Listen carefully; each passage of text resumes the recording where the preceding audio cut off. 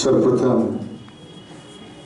उस महामानव को हमें याद करनी चाहिए जिस महामानव की कल्पनाशीलता के कारण, जिनके कृतित्व और व्यक्तित्व के कारण इस महाविश्वविद्यालय की स्थापना की गई थी। एक वक्त था जिस वक्त यह विद्यालय कहीं और चलते थे और पुनः इस परिसर में इस विद्यालय की स्थापना की गई।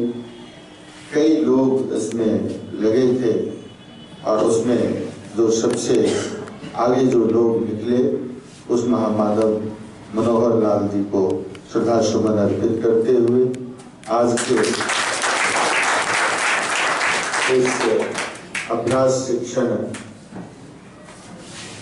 या विद्यालय आधारित कार्यक्रम के समापन के मौके पर उपस्थित eastern west teachers training college के प्राचार्य श्रीमान NK झा सर, उपाचार्य श्रीमान मिथिलेश जी, अभ्यास शिक्षण समन्वयक रंजय कुमार राजा जी, इस महाविद्यालय में इस विद्यालय में हमारे महाविद्यालय की ओर से आए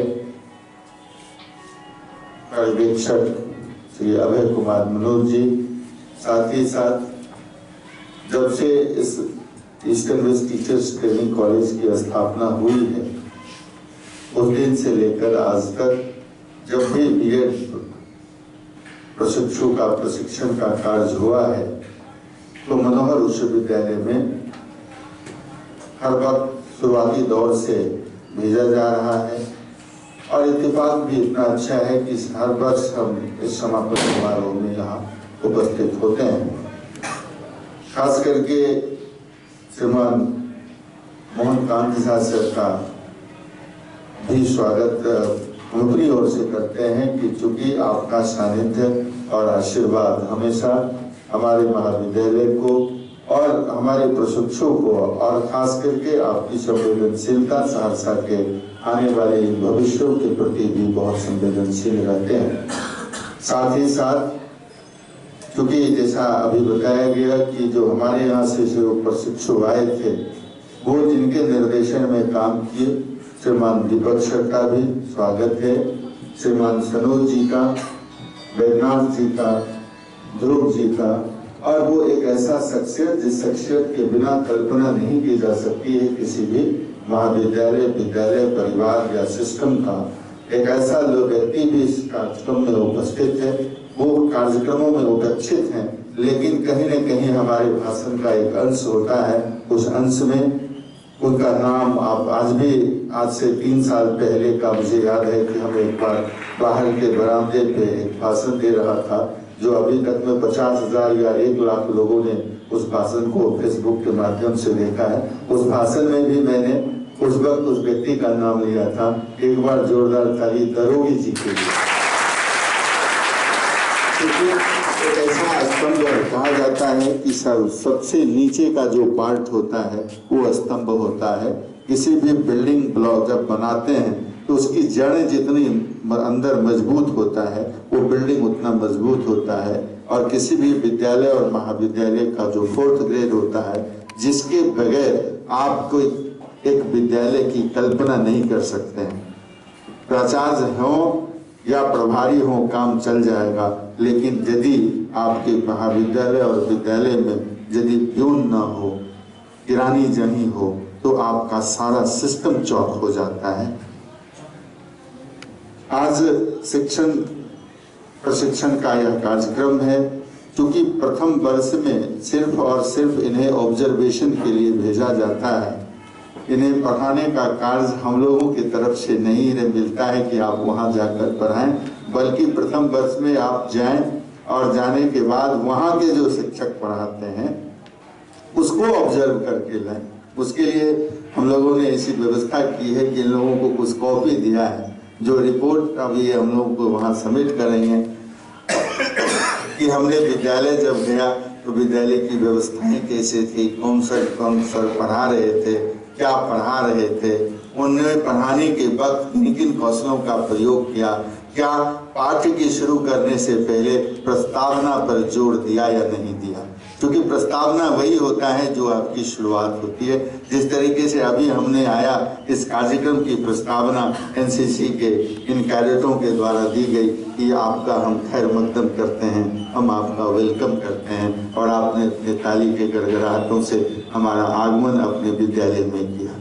ठीक उसी तरीके से जब हम किसी पाठ को लेकर चलते हैं, उस पाठ की जो प्रस्तावना है और उसके बाद हम उद्देश्य की बात करते हैं, उसके बाद उसके लक्ष्य की बात करते हैं, तो प्रस्तावना से संकल्प हम लेते हैं और उसकी सिद्धि जो है उसके लक्ष्य के साथ हम उसे सिद्ध करते हैं। आप पूजा पाठ में भी देखते होंगे, मोहन सर यहाँ उपस्थित हैं, कि पूजा करने और कराने से पहले संकल्पित किया जाता है कि 1.5 घंटे के लिए आपका ध्यान इधर उधर नहीं जाना है। सत्यनारायण भगवान की कथा सुन रहे हैं तो आपका दिमाग एक जगह नस्तर होना चाहिए और वो भय की लीलावती और कलावती की कहानी आपको सुननी है। तो ठीक उसी प्रकार से विद्यालय में भी जब आप आते हैं तो 45 मिनट के संकल्प के साथ आपको आना है। 45 मिनट से मतलब है कि सिर्फ और सिर्फ आपको यहीं पे उपस्थित रहना है, यानी वर्तमान जो है आपका उसे लेकर चलना है। यदि किसी विद्यालय में आप जाते हैं, किसी महाविद्यालय में जाते हैं, कल नौकरी में पेशे में आप लोग जाएंगे, ये भी बच्चे यहाँ आएंगे, ये सबों के ऊपर यहाँ शिक्षक बिंद रहे हैं या हम लोग हैं, यदि यहाँ हैं तो सिर्फ यहाँ हैं, इसके अलावे नहीं है। ये हमेशा हमें ध्यान रखना है। जब आप घर जाते हैं तो सिर्फ आप पिता के रोल में रहें तो ज़्यादा अच्छा है। वहाँ शिक्षक के रोल या हेडमास्टर के रोल अपनाएंगे तो बहुत गड़बड़ हो जाता है, क्योंकि शादीशुदा और बाल बच्चे वाले जीवन में हम लोग का प्रवेश हो चुका है।